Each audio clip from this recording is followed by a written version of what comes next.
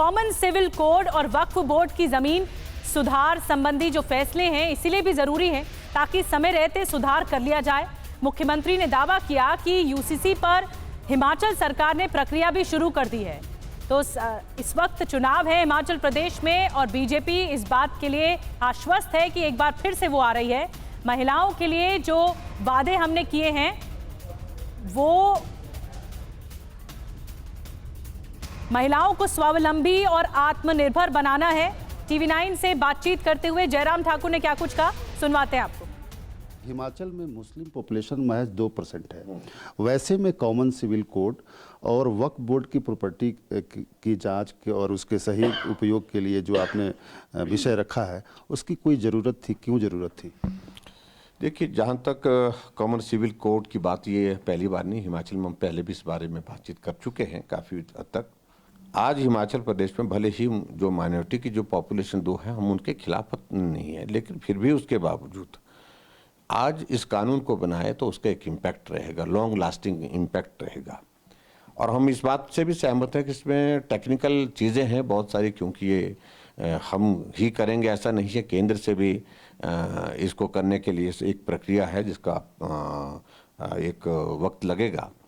लेकिन हम उस दिशा में आगे बढ़ें, हम क्लैरिटी के साथ रहें और अपना हमारा जो कहना है वो सब सोच समझ करके कहना है, और इस सारी चीज़ को लेकर के हम एक कमेटी कॉन्स्टिट्यूट करके उस दिशा में कदम उठाने की कोशिश करके ताकि आने वाले समय में इसका कोई समाधान निकाल सके हम।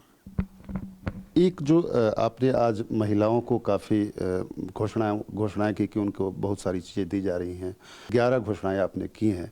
इसको लेकर विपक्ष द्वारा कहा जा रहा है कि प्रधानमंत्री रेवड़ी कल्चर का विरोध करते हैं, फिर हिमाचल में ये करने की क्या ज़रूरत है? देखिए, मैं समझता हूँ कि थोड़ा इसमें अंतर है। कुछ चीज़ों को लेकर के हमको समझना पड़ेगा कि ऐसी चीज़ें बहुत सारी हैं जो सिर्फ मुफ्त में देने की बातें आती हैं। आबादी का आधा हिस्सा हमारा जो है वो महिलाओं का है, और उनके इसके बिना हम कल्पना भी नहीं कर सकते हैं। वो उनके इसके बिना निश्चित रूप से आप मान करके चलिए, ना समाज आगे बढ़ेगा, ना देश आगे बढ़ेगा, ना प्रदेश आगे बढ़ेगा। निश्चित रूप से उनके लिए कुछ सोचना चाहिए। तो ऐसे में हमने फोकस करके उस सारे विषय को लेकर के अपनी बात कही, जिसमें 3-4 चीज़ों का जिसका जिक्र किया आपने। ये सशक्तिकरण की दिशा में कदम है, ना कि फ्रीबीज के संदर्भ में इन बातों को हम कहें। आखिरी प्रश्न आपसे जो सारे लोग जानना चाहते हैं, बागियों से कांग्रेस भी परेशान है, बीजेपी भी परेशान है, तो बागी कितना बड़ा सरदर्द अभी भी हैं बने हुए?